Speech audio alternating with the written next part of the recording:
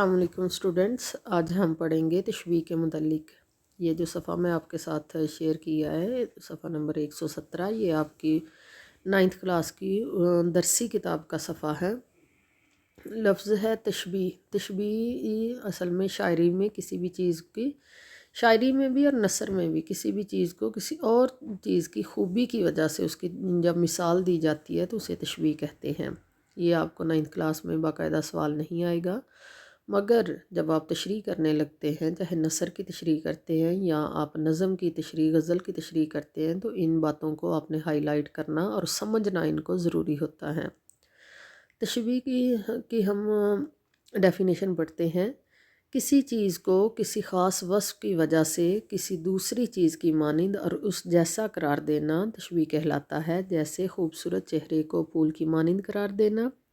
ارکان تشبیہ 5 ہیں۔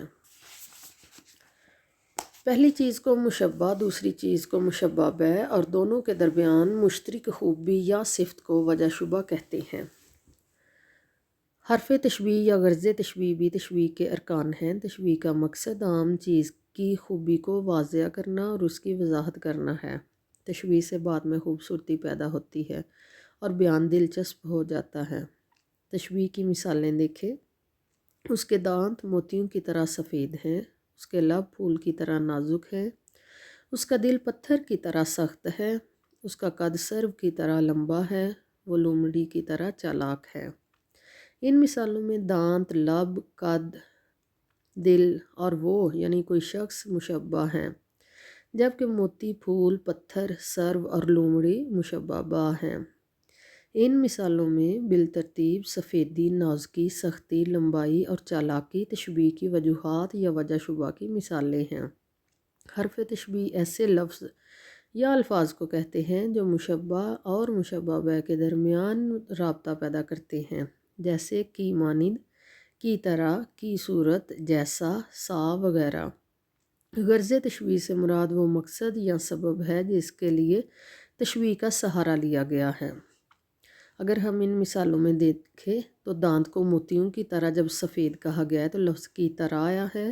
لب کو پھول کی طرح جب نازک کہا گیا ہے تو لفظ کی طرح ہے۔ دل کو پتھر کی طرح سخت کہا گیا ہے تو کی طرح لفظ آیا ہے۔ ان الفاظ کو کی طرح کو ہم بدل سکتے ہیں یہاں پر۔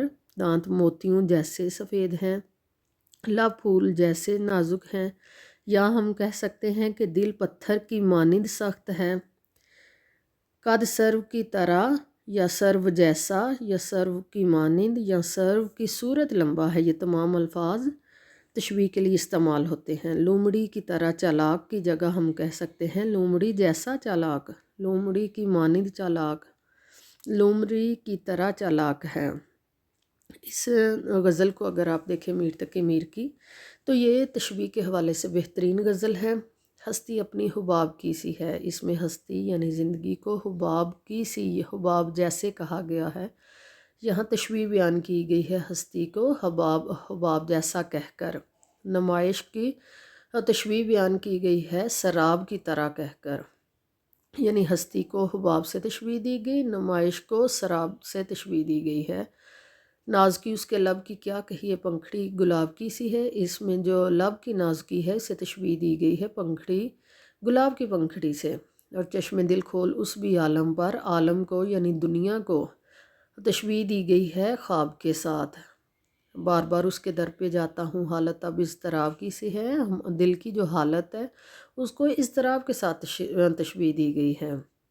پھر اگلے شعر میں شاعر کہتا ہے میں جو بولا کہا کہ یہ آواز اسی خانہ خراب کی سی ہے، تو آواز کو تشبیہ دی گئی ہے خانہ خراب کی طرح۔ آتش غم میں دل بنا شاید، تو دل کی جو آتش ہے، دل کا جو غم ہے، اس کو تشبیہ دی گئی ہے کباب کے ساتھ۔ میر ان نیم باز آنکھوں میں ساری مستی شراب کی سی ہے، تو نیم باز آنکھوں کو تشبیہ دی گئی ہے شراب کی مستی کے ساتھ۔ تو اس طرح جب ہم اس غزل کی تشریح کریں گے تو ہمیں تشبیہ سمجھ آ جائے گی کہ ہر شعر میں تشبیہ میر تقی میر نے کہاں کہاں استعمال کی گئی ہے، اور تشبیہ کی وجہ سے غزل میں یا نثر میں کس قدر خوبصورتی پیدا ہو جاتی ہے۔ تو آپ جب تشریح کریں گے تو آپ تشبیہ کو خاص طور پر وضاحت تشبیہ کی کریں گے کہ اس میں اس شعر میں یہاں اس چیز کو اس کی اس خوبی کی وجہ سے تشبیہ دی گئی ہے۔ اس کے بعد آپ کو کسی بات کی سمجھ نہ آئے تو آپ کامنٹ باکس میں سوال کر کے ضرور پوچھا کریں، یا کسی اس تشبیہ کے علاوہ آپ کو باقی اور جو ٹرمز ہیں آپ کو ان کی کسی کی سمجھ نہ آئے تو وہ سوال ضرور کیا کریں۔ بہت شکریہ، اللہ حافظ۔